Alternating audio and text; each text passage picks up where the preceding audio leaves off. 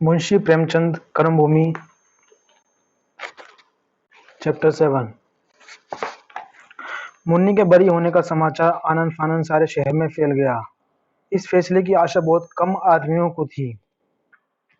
कोई कहता था जज साहब की स्त्री ने पति से लड़कर फैसला लिखाया। रूठ कर महके चली जा रही थी। जब स्त्री किसी बात पर अड़ जाए तो पुरुष कैसे नहीं कर दे। कुछ लोगों का कहना था सरकार ने जज साहब को हुक्म देकर फैसला कराया है क्योंकि भिखारी को सजा देने से शहर में दंगा हो जाने का भय था। अमरकांत उस समय भोज के सरंजाम करने में व्यस्त था, पर यह खबर पाकर जरा देर के लिए सब कुछ भूल गया और इस फैसले का सारा श्रेय खुद लेने लगा। भीतर जाकर रेणुका देवी से बोला, आपने देखा अम्मा जी, मैं कहता ना था उसे बरी करा के दम लूंगा, वही हुआ। वकीलों और गवाहों के साथ कितनी माथापच्ची करनी पड़ी, मेरा दिल ही जानता है। बाहर आकर मित्रों से और सामने के दुकानदारों से भी उसने यही डींग मारी। एक मित्र ने कहा, औरत है बड़े धुन की पक्की, शोहर के साथ ना गई बेचारा पैरों पड़ता रह गया। अमरकांत ने दार्शनिक विवेचना के भाव से कहा, जो काम खुद ना देखो वही चौपट हो जाता है। मैं तो इधर फंस गया, उधर किसी से इतना भी ना हो सका कि उस औरत को समझाता। मैं होता तो मजाल थी कि मैं यूं चली जाती। मैं जानता कि यह हाल होगा तो सब काम छोड़कर जाता और उसे समझाता। मैंने तो समझा डॉक्टर साहब और 20 आदमी हैं, मेरे ना रहने से ऐसे क्या घी का घड़ा लुढ़का जाता है, लेकिन वहाँ किसी को क्या परवाह, नाम तो हो गया, काम हो या जन्नुम हो जाए। लाला अमरकांत ने नाच तमाशे और दावत में खूब दिल खोलकर खर्च किया। वहीं अमरकांत जो इन मिथ्या व्यवहारों की आलोचना करते कभी ना थकता था, अब मुंह तक ना खोलता था, बल्कि उल्टे और बढ़ावा देता था। जो संपन्न हैं वे ऐसे शुभ अवसर पर ना खर्च करेंगे तो कब करेंगे। धन की यही शोभा है। हाँ, घर फूक का तमाशा ना देखना चाहिए।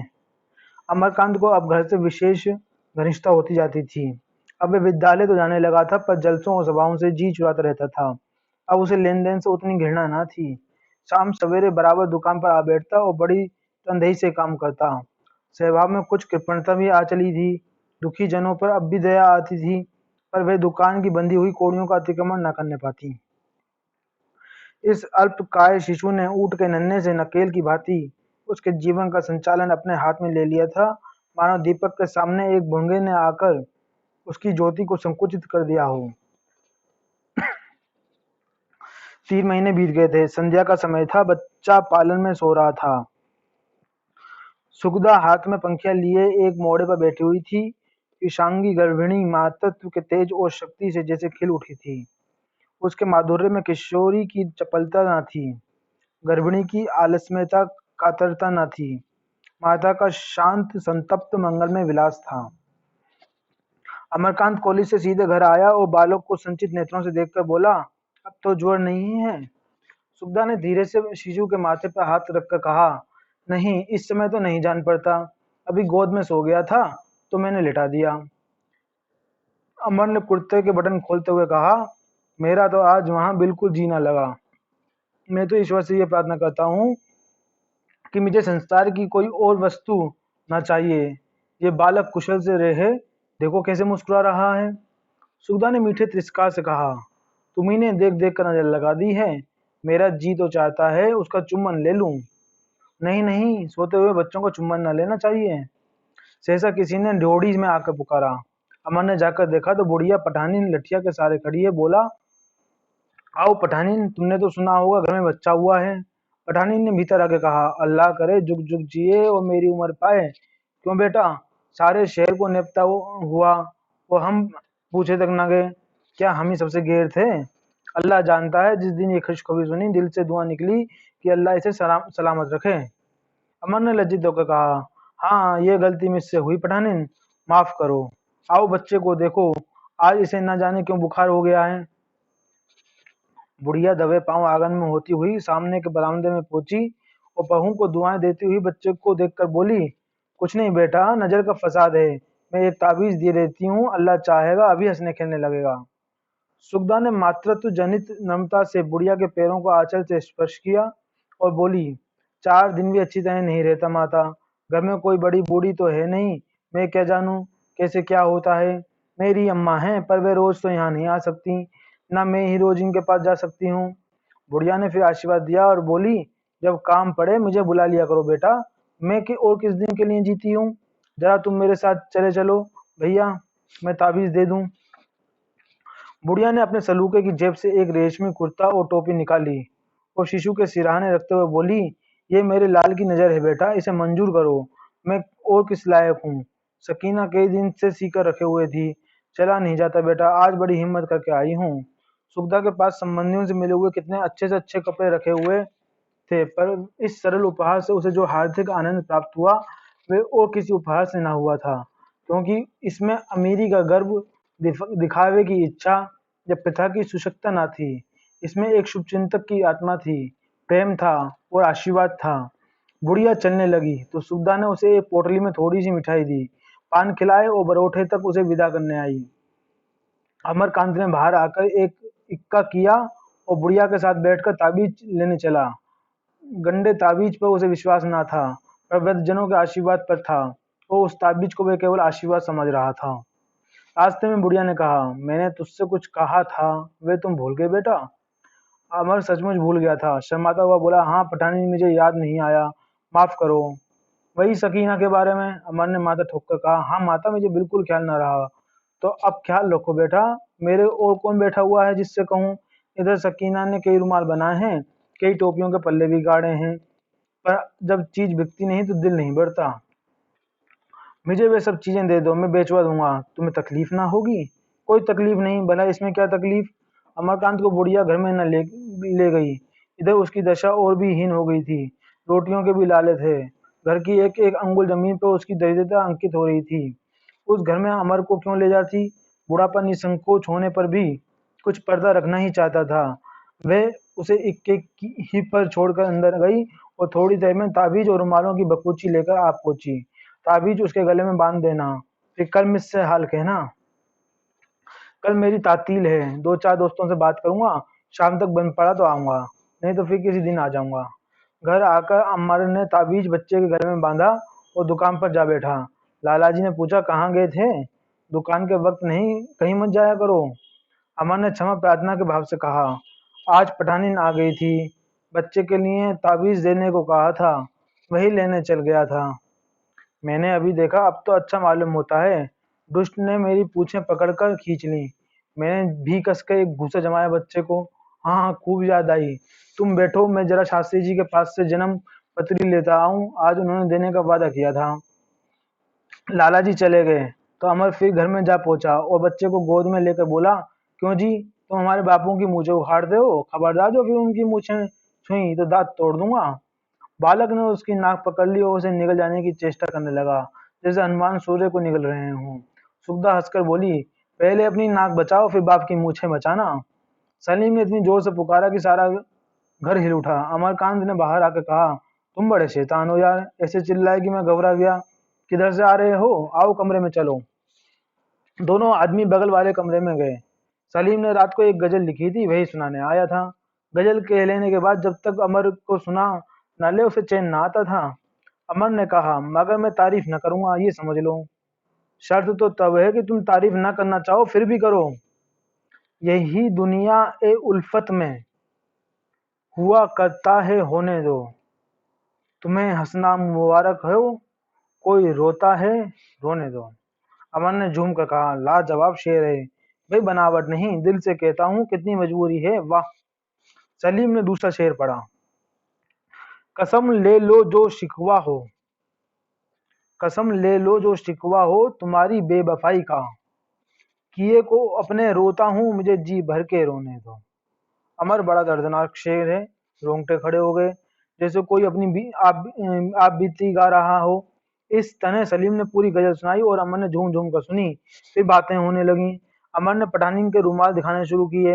एक बुढ़िया रख गई है, गरीब औरत है, जी चाहे तो दो चार ले लो। सलीम ने रुमालों को देखकर कहा, चीज तो अच्छी है यार, लाओ एक दर्जन ले लेता हूँ। किसने बनाए हैं?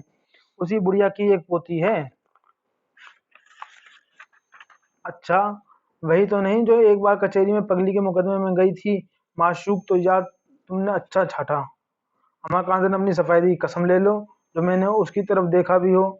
मुझे कसम लेने की जरूरत नहीं, तुम्हें वे मुबारक हो। मैं तुम्हारा रकीब नहीं बनना चाहता। दर्जन रुमाल कितने के हैं? जो मुनासिब समझो दे दो। इसकी कीमत बनाने वाले के ऊपर मुनहसर है। अगर उस हसीना ने बनाए हैं तो फी रुमाल 5 रुपये, बुढ़िया या किसी और ने बनाए हैं तो फी रुमाल 4 आने। तुम मजाक करते हो, तुम्हें लेना मंजूर नहीं? पहले ये बताओ किसने बनाए हैं? बनाए हैं सकीना ही ने। अच्छा, उसका नाम सकीना है। तो मैं फिर रुमाल 5 रुपये दे दूंगा। शर्त यह है कि तुम मुझे उसका घर दिखा दो। हाँ, शौक से, लेकिन तुमने कोई शरारत की तो मैं तुम्हारी जानी दुश्मन हो जाऊंगा। अगर हमदर्द बनकर चलना चाहो तो चलो। मैं तो चाहता हूँ उसकी किसी भले आदमी से शादी हो जाए। है कोई तुम्हारी निगाह में ऐसा आदमी? बस यही समझ लो कि उसकी तकदीर खुल जाएगी। मैंने ऐसी हयादार और सलीकेमंद लड़की नहीं देखी। मर्द को लुभाने के लिए औरत में जितनी बातें हो सकती हैं वे सब उसमें मौजूद हैं। सलीम ने मुस्कुराकर कहा, मालूम होता है तुम खुद उस पर रीझ चुके। हुस्न में तो वे तुम्हारी बीवी के तलवों के बराबर भी नहीं। अमरकांत ने आलोचक के भाव से कहा, औरत में रूप ही सबसे प्यारी चीज नहीं है। मैं तुमसे सच कहता हूँ, अगर मेरी शादी न हुई होती और मजहब की रुकावट न होती तो मैं उससे शादी करके अपने को भाग्यवान समझता। आखिर उसमें ऐसी क्या बात है जिस पर तुम इतने लट्टू हो? ये तो मैं खुद नहीं समझ रहा हूँ। शायद उसका भोलापन हो। तुम खुद क्यों नहीं कर लेते? मैं ये कह सकता हूँ कि उसके साथ तुम्हारी जिंदगी जन्नत बन जाएगी। सलीम ने संदिग्ध भाव से कहा, मैंने अपने दिल में जिस औरत का नक्शा खींच रखा है वे कुछ और ही है। शायद वैसी औरत मेरी ख्याली दुनिया से बाहर कभी होगी भी नहीं। मेरी निगाह में कोई आदमी आएगा तो बताऊंगा। उस वक्त तो मैं ये रुमाल ले लेता हूँ। 5 रुपए से कम क्या दूं? सकीना कपड़े भी सी लेती होगी। मुझे उम्मीद है कि मेरे घर से उसे काफी काम मिल जाएगा। तुम्हें भी एक दोस्ताना सलाह देता हूँ। मैं तुमसे बदगुमानी नहीं करता, लेकिन वहाँ बहुत आम दो रफ्त न रखना, नहीं तो बदनाम हो जाओगे। तुम चाहें कम बदनाम हो, उस गरीब की तो जिंदगी ही खराब हो जाएगी। ऐसे भले आदमियों की कमी भी नहीं है जो इस मामले को मजहबी रंग देकर तुम्हारे पीछे पड़ जाएंगे। उसकी मदद तो कोई ना करेगा, तुम्हारे ऊपर उंगली उठाने वाले बहुतेरे निकल जाएंगे। अमरकांत में उद्दंडता न थी, पर इस समय वह झल्लाकर बोला, मुझे ऐसे कमीने आदमियों की परवाह नहीं है। अपना दिल साफ रहे तो किसी बात का गम नहीं। सलीम ने जरा भी बुरा न मानकर कहा, तुम जरूरत से ज्यादा सीधे हो यार। खौफ है किसी आफत में न फंस जाओ। दूसरे दिन अमरकांत ने दुकान बढ़ाकर जेब में 5 रुपए रखे, पठानी के घर पहुंचा और आवाज दी। वे सोच रहा था सकीना रुपए पाकर कितनी खुश होगी। अंदर से आवाज आई, कौन है? अमरकांत ने अपना नाम बताया। द्वार तुरंत खुल गए और अमरकांत ने अंदर कदम रखा, पर देखा तो चारों तरफ अंधेरा है। पूछा, आज दिया नहीं जलाया अम्मा? सकीना बोली, अम्मा तो एक जगह सिलाई का काम लेने गई हैं। अंधेरा क्यों है? चिराग में तेल नहीं है? सकीना धीरे से बोली, तेल तो है। फिर दिया क्यों नहीं जलाती? दिया सलाई नहीं है? दिया सलाई भी है। तो फिर चिराग जलाओ। कल जो रुमाल में ले गया था वे 5 रुपए पर बिक गए हैं। ये रुपए ले लो, चटपट चिराग जलाओ। सकीना ने कोई जवाब न दिया। उसकी सिसकियों की आवाज सुनाई दी। अमर ने चौंक कर पूछा, क्या बात है सकीना, तुम रो क्यों रही हो? सकीना ने सिसकते हुए कहा, कुछ नहीं, आप जाइए, मैं अम्मा को रुपए दे दूंगी। अमर ने व्याकुलता से कहा, जब तक तुम बता ना दोगी मैं ना जाऊंगा। तेल ना हो तो मैं ला दूं, दिया सलाई ना हो तो मैं ला दूं, कल एक लेप लेता आऊंगा। कुप्पी के सामने बैठकर काम करने से आंखें खराब हो जाती हैं। घर के आदमी से क्या पर्दा? मैं अगर तुम्हें गैर समझता तो इस तरह बार बार क्यों आता? सकीना सामने के साहिबा में जाकर बोली, मेरे कपड़े गीले हैं। आपकी आवाज सुनकर मैंने चिराग बुझा दिया। तो गीले कपड़े क्यों पहन रखे हैं? कपड़े मैले हो गए थे, साबुन लगा कर रख दिए थे। अब और कुछ न पूछिए, कोई दूसरा होता तो मैं किवाड़ न खोलती। अमरकांत का कलेजा महसूस उठा। उफ, इतनी घोर दरिद्रता! पहनने को कपड़े तक नहीं। अब उसे ज्ञात हुआ कि कल पठानी ने रेशमी कुर्ता और टोपी उपहार में दी थी। उसके लिए कितना त्याग किया था। 2 रुपए से कम क्या खर्च हुए होंगे? 2 रुपए में 2 पजामे बन सकते थे। इन गरीब प्राणियों में कितनी उदारता है, जिसे ये अपना धर्म समझते हैं। उसके लिए कितना कष्ट झेलने को तैयार रहते हैं। उसने सकीना के कांपते स्वर में कहा, तुम चिराग जला लो, मैं अभी आता हूँ। गोवर्धन सराय से चौक तक वह हवा के वेग से गया, पर बाजार बंद हो चुका था। अब क्या करे? सकीना अभी तक गीले कपड़े पहने बैठी होगी। आज इन सबों ने इतनी जल्द क्यों दुकान बंद कर दी? वह यहाँ से उसी वेग के साथ घर पहुंचा। सुगदा के पास पचासों साड़ियां हैं, कई मामूली भी हैं। क्या वे उनमें से साड़ियां न दे देगी? अगर वे पूछेगी क्या करोगे, तो क्या जवाब देगा? साफ साफ कहने से तो वे शायद संदेह करने लगे। नहीं, इस वक्त सफाई देने का अवसर न था। सकीना गीले कपड़े पहने उसकी प्रतीक्षा कर रही होगी। सुगदा नीचे थी। वे चुपके से ऊपर चला गया, गठरी खोली, उसमें से 4 साड़ियाँ निकालकर दबे पाँव चला गया। सुगदा ने पूछा, "आप कहाँ जा रहे हो? भोजन क्यों नहीं कर लेते?" अमर ने बरोठे में से जवाब दिया, "अभी आता हूँ।"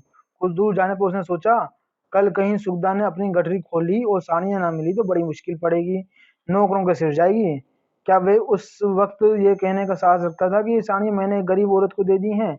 नहीं, वे ये नहीं कह सकता। तो साड़ियाँ ले जाकर रख दे, मगर वहाँ सकीना गीले कपड़े पहने बैठी होगी। फिर ख्याल आया, सकीना इन साड़ियों को पाकर कितनी प्रसन्न होगी। इस ख्याल से उसे उन्मत्त कर दिया। जल्द जल्द कदम बढ़ाता हुआ सकीना के घर जा पहुंचा। सकीना ने उसके बाद सुनते ही द्वार खोल दिया। चिराग जल रहा था। सकीना ने इतनी देर में आग जलाकर कपड़े सुखा लिए थे। वो कुर्ता पजामा पहने ओढ़नी ओढ़े खड़ी थी। अमर ने साड़ियां खाट पर रख दी और बोला, बाजार में तो ना मिली, घर जाना पड़ा। हम दर्दों से पर्दा ना रखना चाहिए। सकीना ने साड़ियों को लेकर देखा, सकुचाती हुई बोली, बाबूजी, आप नाहक साड़ियां लाए, अम्मा देखेंगी तो जल उठेंगी, फिर शायद आपका यहाँ आना मुश्किल हो जाए। आपकी शराफत और हमदर्दी की जितनी तारीफ अम्मा करती थी, उससे कहीं ज्यादा पाया। आप यहाँ ज्यादा आया भी ना करें, नहीं तो खामखा लोगों को शुभा होगा। मेरी वजह से आपके ऊपर कोई शुभा करे, ये मैं नहीं चाहती। आवाज कितनी मीठी थी, भाव में कितनी नम्रता, कितना विश्वास, पर उसमें वे हर्ष न था जिसकी अमर ने कल्पना की थी। अगर बुढ़िया इस सरल स्नेह को संदेह की दृष्टि से देखे तो निश्चय ही उसका आना जाना बंद हो जाएगा। उसने अपने मन को टटोल कर देखा। उस प्रकार के संदेह का कोई कारण नहीं है। उसका मन स्वच्छ था। वे किसी प्रकार की कुत्सित भावना न थी। फिर भी सकीना से मिलना बंद हो जाने की संभावना उसके लिए असहन थी। उसका शासित दलित पुरुषत्व यहाँ अपने प्राकृतिक रूप में प्रकट हो सकता था। सुक्ता की प्रतिभा, प्रगल्भता और स्वतंत्रता जैसे उसके सिर पर सवार रहती थी। वे उसके सामने अपने को दबाए रखने पर मजबूर था। आत्मा में जो एक प्रकार के विकार और व्यक्तिकरण की आकांक्षा होती है, वह अपूर्ण रहती थी। सुक्ता उसे पराभूत कर देती थी। सकीना उसे गौरवान्वित कर देती थी। सुगदा उसका दफ्तर थी, सकीना घर। वहां वह दास था, यहाँ स्वामी। उसने साड़ियाँ उठा लीं और व्यथित कंठ से बोला, "अगर ये बात है तो मैं इन साड़ियों को लिए जाता हूँ सकीना, लेकिन मैं कह नहीं सकता मुझे इससे कितना रंज होगा।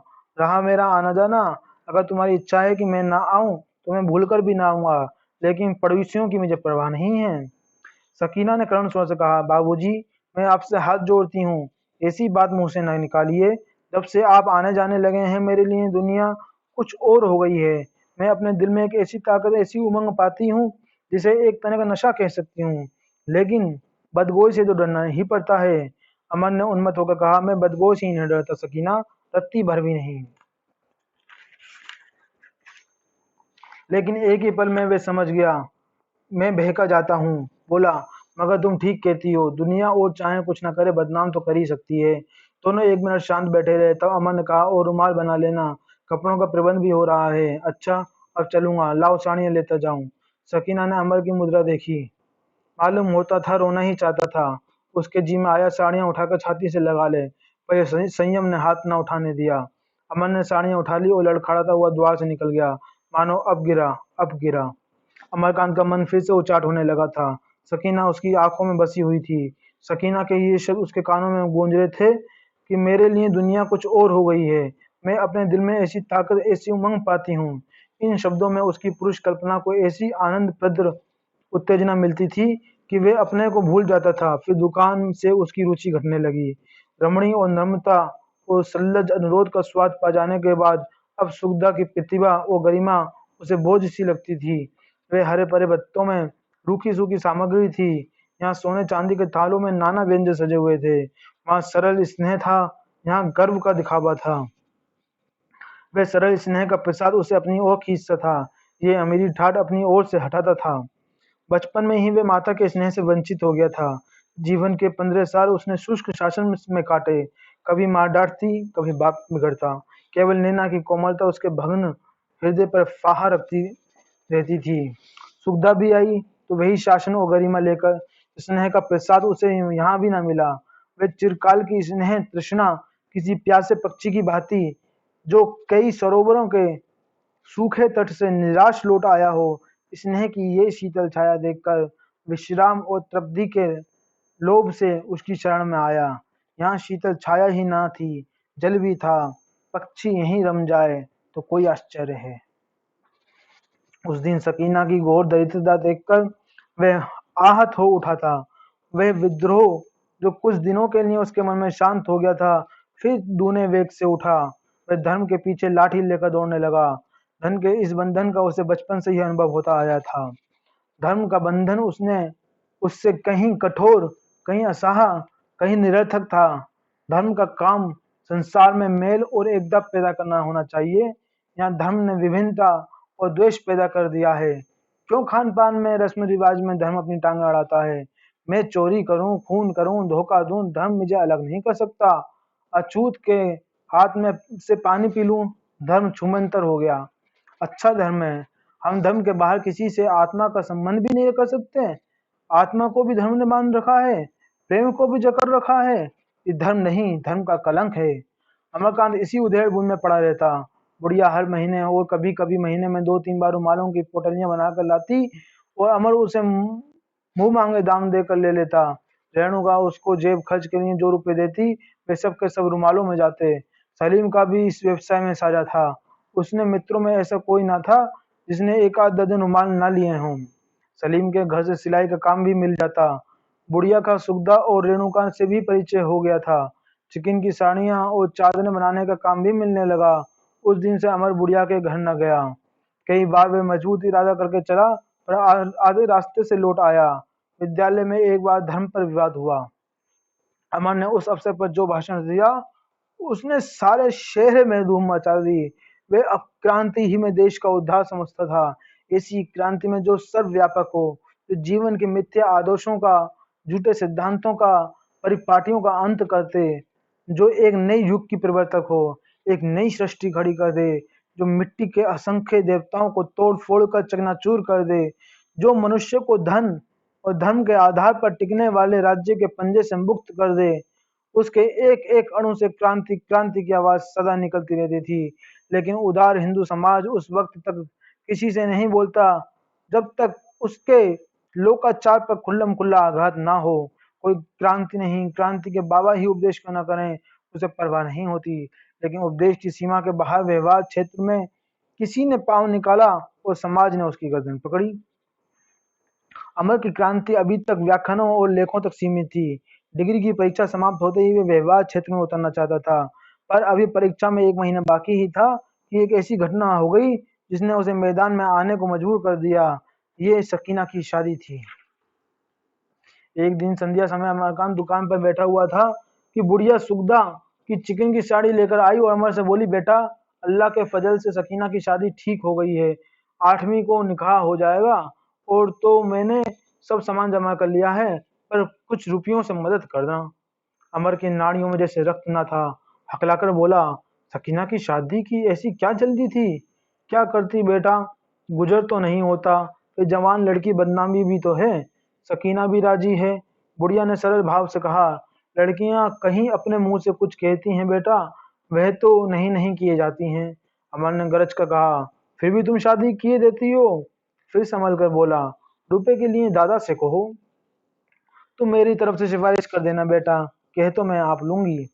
मैं सिफारिश करने वाला कौन होता हूँ? दादा तुम्हें जितना जानते हैं उतना मैं नहीं जानता।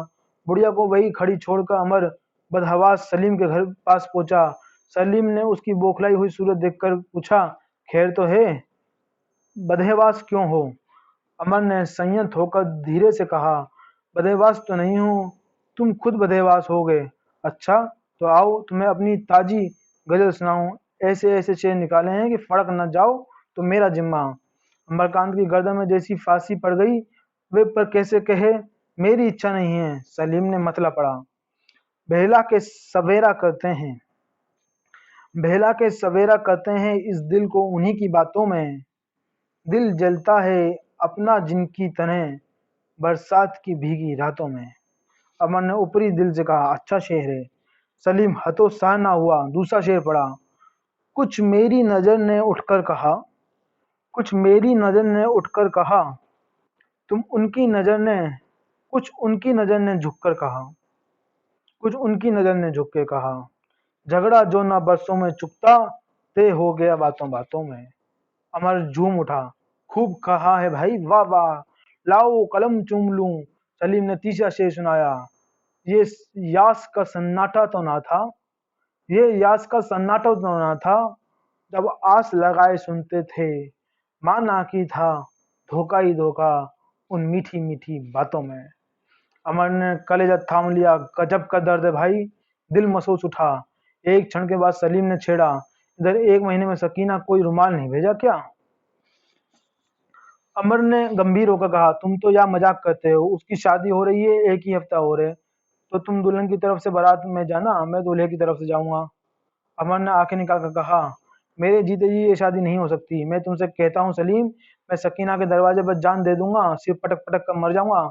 सलीम ने घबरा कर पूछा, ये तुम कैसी बातें कर रहे हो भाईजान, सकीना पर आशिक तो नहीं हो गए? क्या सचमुच मेरा गुमान सही था? अमर ने आंखों में आंसू भरकर कहा, मैं कुछ नहीं कह सकता, मेरी क्यों ऐसी हालत हो रही है सलीम, पर जब मैंने ये खबर सुनी है मेरे जिगर पर जैसे आरा सा चल रहा है। आखिर तुम चाहते क्या हो?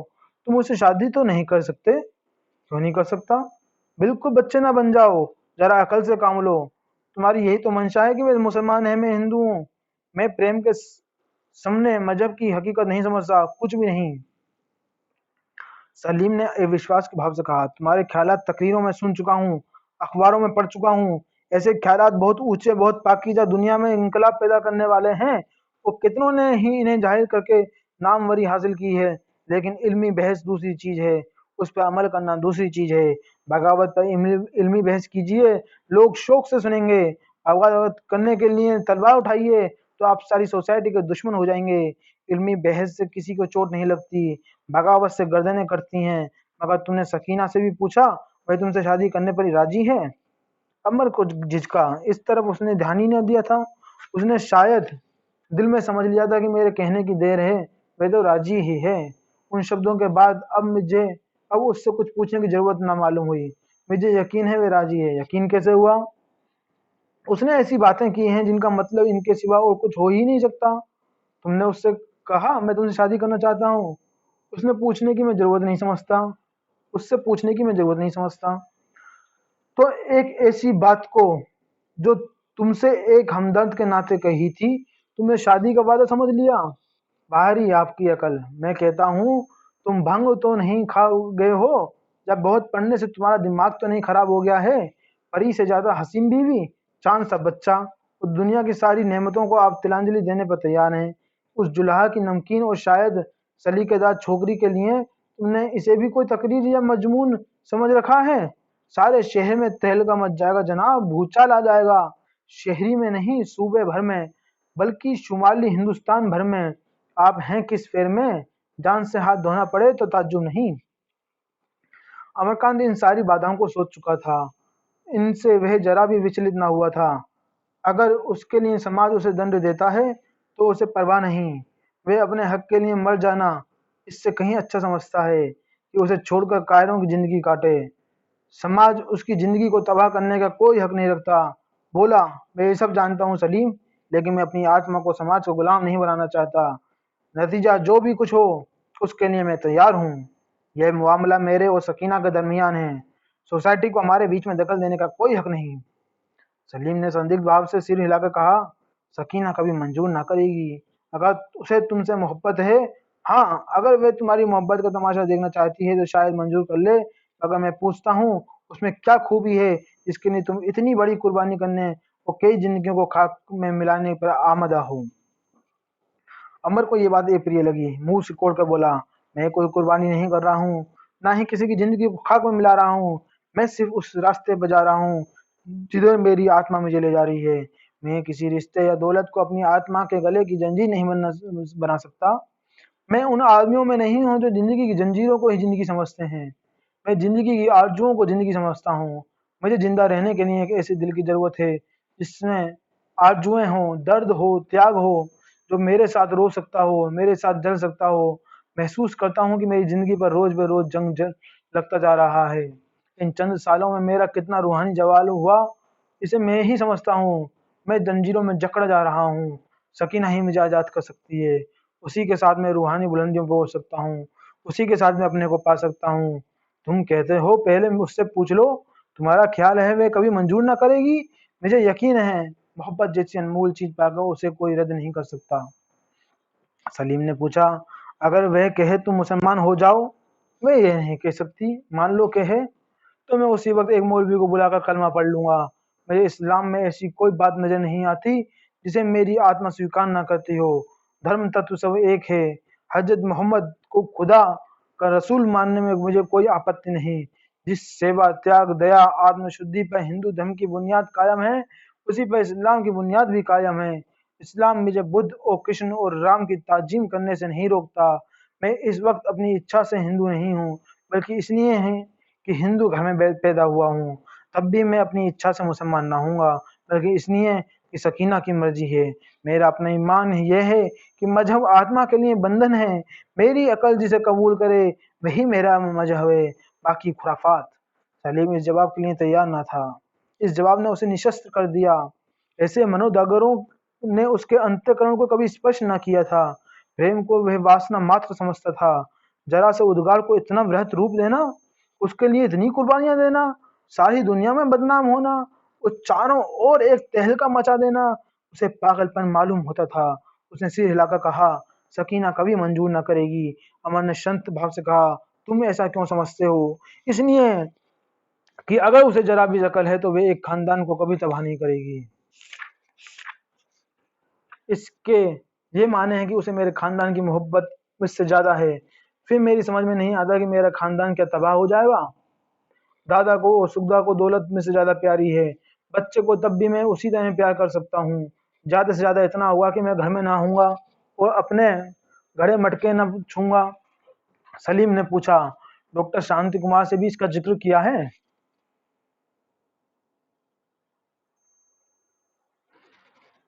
अमन ने जैसे मित्र की मोटी अकल से हताश होकर कहा, नहीं, मैंने उससे जिक्र करने की जरूरत नहीं समझी। तुमसे भी सलाह लेने नहीं, बल्कि सिर्फ दिल का बोझ हल्का करने के लिए आया हूँ। मेरा इरादा पक्का हो चुका है। अगर सकीना ने मायूस कर दिया तो जिंदगी का खात्मा कर दूंगा। राजी हुई तो हम दोनों चुपके से कहीं चले जाएंगे, किसी को खबर भी ना होगी। 2-4 महीने बाद घर वालों को सूचना दे दूंगा। ना कोई तहलका मचेगा, ना कोई तूफान आएगा। ये है मेरा प्रोग्राम। मैं इसी वक्त उसके पास जाता हूँ। अगर उसने मंजूर कर लिया तो लौट कर फिर यही आऊंगा। मायूस हो किया तो तुम मेरी सूरत ना देखोगे। ये कहता हुआ वह उठ खड़ा हुआ और तेजी से गोवर्धन सराय की तरफ चला। सलीम उसे रोकने का इरादा करके भी ना रुक सका। शायद वह समझ गया था कि उस वक्त उसके सिर पर भूत सवार है, किसी की ना सुनेगा। माघ की रात, कड़ाके की सर्दी, आकाश पर धुआं छाया हुआ था। अमरकांत अपनी धुन में मस्त चला जाता था। सकीना पर क्रोध आने लगा। मुझे पत्र तक ना लिखा, एक कार्ड भी ना डाला। फिर उसे एक विचित्र भय उत्पन्न हुआ। सकीना कहीं बुरा ना मान जाए। उसके शब्दों का आशय ये तो नहीं था कि वह उसके साथ कहीं जाने पर तैयार है। संभव है उसकी रजामंदी से बुढ़िया ने विवाह ठीक किया हो। संभव है उस आदमी की उसके यहाँ आमदोरफ्त भी हो। वह इस समय वहां बैठा हो। अगर ऐसा हुआ तो अमर वहां से चुपचाप चला जाएगा। बुढ़िया आ गई होगी तो उसके सामने उसे और भी संकोच होगा। वह सकीना से एकांत में वार्तालाप कब से चाहता था। सकीना के द्वार पर पहुंचा तो उसका दिल धड़क रहा था। उसने एक क्षण कान लगाकर सुना। किसी की आवाज सुनाई न दी। आंगन में प्रकाश था। शायद सकीना अकेले ही है। मुंह मांगी मुराद मिली। आहिस्ता से जंजीर खटखटाई। सकीना ने पूछकर तुरंत द्वार खोल दिया। वो बोली, अम्मा तो आप ही के यहाँ गई हुई हैं। अमर ने खड़खड़ जवाब दिया, हाँ, मुझसे मिली थी और उन्होंने जो खबर सुनाई उसने मुझे दीवाना बना रखा है। अभी तक मैंने अपने दिल का राज तुमसे छिपाया था सकीना, और सोचा था कि उसे कुछ दिन और छिपाए रहूंगा, लेकिन इस खबर ने मुझे मजबूर कर दिया कि तुमसे वे राज कहूँ। तुम सुनकर जो फैसला करोगी उसी पर मेरी जिंदगी का दारोमदार है। तुम्हारे पैरों पर पड़ा हुआ हूँ। चाहे ठुकरा दो या उठाकर सीने से लगा लो, कह नहीं सकता ये आग मेरे दिल में क्यों कर लगी। लेकिन जिस दिन तुम्हें पहली बार देखा उसी दिन से एक चिंगारी सी अंदर बैठ गई और अब वह एक शोला बन गई है। अमर उसे जल्द बुझाया ना गया तो मुझे जलाकर खाक कर देगी। मैंने बहुत जब्त किया है सकीना, घुट घुट कर रह गया हूँ, मगर तुमने मना कर दिया। आने का हौसला ना हुआ। तुम्हारे कदमों पर मैं अपना सब कुछ कुर्बान कर चुका हूँ। वह घर मेरे लिए जेल खाने से बदतर है। मेरी हसीन बीवी मुझे संगमरमर की मूरत सी लगती है, जिसमें दिल नहीं, दर्द नहीं। तुम्हें पाकर मैं सब कुछ पा जाऊंगा। सकीना जैसे घबरा गई। जहां उसने एक चुटकी आटे का सवाल किया था, वहां दाता ने जोनार का एक भरा दाल लाकर उसके सामने रख दिया। उसके छोटे से पात्र में इतनी जगह कहाँ है? उसकी समझ में नहीं आता कि उस विभूति को कैसे समेटे। आंचल और दामन सब कुछ भर जाने पर भी तो वह उसे समेट ना सकेगी। आंखें सजल हो गईं, हृदय उछलने लगा। सिर झुकाकर संकोच भरे स्वर में बोली, बाबूजी, खुदा जानता है मेरे दिल में तुम्हारी कितनी इज्जत और कितनी मोहब्बत है। मैं तो तुम्हारी एक निगाह पर कुर्बान हो जाती। तुमने तो भिखारिन को जैसे तीनों लोगों का राज्य दे दिया, लेकिन भिखारिन राज्य लेकर क्या करेगी? उसे तो एक टुकड़ा चाहिए। मुझे तुमने इस लायक समझा, यही मेरे लिए बहुत है। मैं अपने को इस लायक नहीं समझती। सोचो मैं कौन हूँ, एक गरीब मुसलमान औरत जो मजबूरी करके अपनी जिंदगी बसर करती है। मुझ में ना वे नफासत है, ना वे सलीका, ना वे इल्म। मैं सुगदा देवी के कदमों की बराबरी भी नहीं कर सकती। मेंढकी उड़कर ऊंचे दरख्त पर तो नहीं जा सकती। मेरे कारण आपकी रुसवाई हो, उससे पहले मैं जान दे दूंगी। मैं आपकी जिंदगी में दाग न लगाऊंगी। ऐसे अवसरों पर हमारे विचार कुछ कविता में हो जाते हैं। प्रेम की गहराई कविता की वस्तु है, वो साधारण बोलचाल में व्यक्त नहीं हो सकती। सकीना जरा दम लेकर बोली, तुमने एक यतीम गरीब लड़की को खाक से उठाकर आसमान पर पहुंचाया, अपने दिल में जगह दी। तो मैं भी जब तक जीऊंगी इस मोहब्बत के चिराग को अपने दिल के खून से रोशन रखूंगी। अमर ने ठंडी सांस खींचकर कहा, इस ख्याल से मुझे तस्कीन ना होगी सकरीना। ये चिराग हवा के झोंके से बुझ जाएगा और वहां दूसरा चिराग रोशन होगा। फिर तुम मुझे कब याद करोगी, ये मैं नहीं देख सकता। तुम इस ख्याल को दिल से निकाल डालो कि मैं कोई बड़ा आदमी हूँ और तुम बिल्कुल नाचीज हो। मैं अपना सब कुछ तुम्हारे कदमों पर निसार कर चुका हूँ और मैं तुम्हारे पुजारी के सिवा और कुछ नहीं। बेशक सुगदा तुमसे ज्यादा हसीन है, लेकिन तुमने कुछ बात तो है जिसने मुझे उधर से हटाकर अब तुम्हारे कदमों पर गिरा दिया। तुम किसी गैर की हो जाओ, ये मैं नहीं सह सकता। जिस दिन ये नौबत आएगी तुम लोगी कि अमर ये दुनिया में नहीं है। अगर तुम्हें मेरी वफा के सबूत की जरूरत हो तो उसके लिए खून की ये बूंदें हाजिर हैं। ये कहते हुए उसने जेब से छुरी निकाल ली। सकीना ने झपट कर छुरी उसके हाथ से छीन ली और मीठी खिड़की झिड़की के साथ बोली, सबूत की जरूरत उन्हें होती है जिन्हें यकीन ना हो, जो कुछ बदले में चाहते हो। मैं तो सिर्फ तुम्हारी पूजा करना चाहती हूँ। देवता मुंह से कुछ नहीं बोलता तो क्या पुजारी के दिल में उसकी भक्ति कुछ कम होती है? मोहब्बत खुद अपना इनाम है। नहीं जानती जिंदगी किस तरफ जाएगी, लेकिन जो कुछ भी हो, जिस्म चाहे किसी का हो जाए, ये दिल हमेशा तुम्हारा रहेगा। जिसे मोहब्बत की गरज से पाक रखना चाहती हूँ, सिर्फ यह यकीन है कि मैं तुम्हारी हूँ, मेरे लिए काफ़ी है। मैं तुमसे सच कहती हूँ प्यारे, इस यकीन ने मेरे दिल को इतना मजबूत कर दिया है कि वह बड़ी से बड़ी मुसीबत भी हंसकर झेल ले सकता है। मैंने तुम्हें यहाँ आने से रोका था तुम्हारी बदनामी के सिवा। मुझे अपनी बदनामी का भी खौफ था, पर अब मुझे जरा भी खौफ नहीं है। मैं अपनी ही तरफ से बेफिक्र नहीं हूँ, तुम्हारी तरफ से भी बेफिक्र हूँ। मेरी जान रहते कोई तुम्हारा बाल भी बांका नहीं कर सकता। उमर की इच्छा हुई कि सकीना को गले लगाकर प्रेम से छक जाए, पर सकीना के ऊंचे प्रेमादर्श ने उसे शांत कर दिया। बोला, लेकिन तुम्हारी शादी तो होने जा रही है। मैं अब इनकार कर दूंगी, बुढ़िया मान जाएगी। मैं कह दूंगी अगर तुमने मेरी शादी का नाम भी लिया तो मैं जहर ले खा जाऊंगी। क्यों ना इसी वक्त हम और तुम कहीं चले जाएं? नहीं, वह जाहिरी मोहब्बत है। असली मोहब्बत वह है जिसकी जुदाई में भी विशाल है। जहाँ जुदाई है ही नहीं, जो अपने प्यारे से 1000 कोस पर होकर भी अपने को उसके गले से मिला हुआ देखती है। सहसा पठानी ने द्वार खोला। अमन ने बात बनाई, मैं तो समझा तो तुम कब की आ गई होंगी, बीच में कहाँ रह गई थी? बुढ़िया ने खट्टे मन से कहा, तुमने तो आज ऐसा रूखा जवाब दिया भैया कि मैं रो पड़ी। तुम्हारा ही तो मुझे भरोसा था और तुम्ही ने मुझे ऐसा जवाब दिया। और अल्लाह का फजल है, बहूजी ने मुझसे वादा किया जितने रुपए चाहना ले जाना। वहीं देर हो गई। तुम मुझसे किसी बात पर नाराज तो नहीं हो बेटा? अमन ने उसकी दिलजोई करते हुए कहा, नहीं अम्मा, आपसे भला क्या नाराज होता। उस वक्त दादा से एक बात पर झकझक हो गई थी, अभी तक उसी का खुमार था। मैं बात को खुद शर्मिंदा हुआ और तुमसे माफी मांगने दौड़ा। सारी खत्म, माफ करती हो? बुढ़िया रोकर बोली, बेटा तुम्हारे टुकड़ों पर तो जिंदगी कटी, तुमसे नाराज होकर खुदा को क्या मुंह दिखाऊंगी? इस खाल से तुम्हारे पाँव की जूतियां बने तो भी दरेक न करूं। बस मेरी तस्कीन हो गई अम्मा, इसलिए आया था। अमर द्वार पर पहुंचा तो सकीना ने द्वार बंद करते हुए कहा, कल जरूर आना। अमर पर एक गैलन का नशा चढ़ गया। जरूर आऊंगा, मैं तुम्हारी राह देखती रहूंगी। कोई चीज तुम्हारी नजर करूं तो नाराज तो ना होगी? दिल से बढ़कर भी कोई नजर हो सकती है। नजर के साथ कुछ शीरीनी होनी जरूरी है। तुम जो कुछ दो वैसी राखों पर। अमर इस तरह अकड़ता हुआ जा रहा था, गोया दुनिया की बादशाही पा गया है। सकीना ने द्वार बंद करके दादी से कहा, तुम नाहक दौड़ धूप कर रही हो। अम्मा, मैं शादी ना करूंगी। तो क्या यूं ही बैठी रहेगी? हाँ, जब मेरी मर्जी होगी तब कर लूंगी। तो क्या मैं हमेशा बैठी रहूंगी? हाँ, जब तक मेरी शादी ना हो जाएंगी आप बैठी रहेंगी। हंसी मत कर, मैं सब इंतजाम कर चुकी हूँ। नहीं अम्मा, मैं शादी नहीं करूंगी। और मुझे दिक करोगी तो जहर खा लूंगी। शादी के ख्याल से मेरी रूह फना हो जाती है। तुम्हें क्या हो गया सकीना? मैं शादी नहीं करना चाहती बस। जब तक कोई ऐसा आदमी ना हो जिसके साथ मुझे आराम से जिंदगी बसर होने का इत्मीनान हो, मेरी दर्द सर नहीं लेना चाहती। तुम मुझे ऐसे घर में डालना जा रही हो जहां मेरी जिंदगी तलख हो जाएगी। शादी की मंशा ये नहीं है कि आदमी रो रो कर दिन काटे। पठानी ने अंगीठी के सामने बैठकर सिर पर हाथ रख लिया और सोचने लगी, लड़की कितनी बेशर्म है। सकीना बाजरे की रोटियां मसूर की दाल के साथ खाकर टूटी खाट पर लेटी हुई और पुराने फटे हुए लिहाफ से सर्दी के मारे पांव सिकोड़े लिए, पर उसका हृदय आनंद से परिपूर्ण था। आज उसे जो विभूति मिली थी, उसके सामने संसार की संपदा तुच्छ थी, नगण्य थी।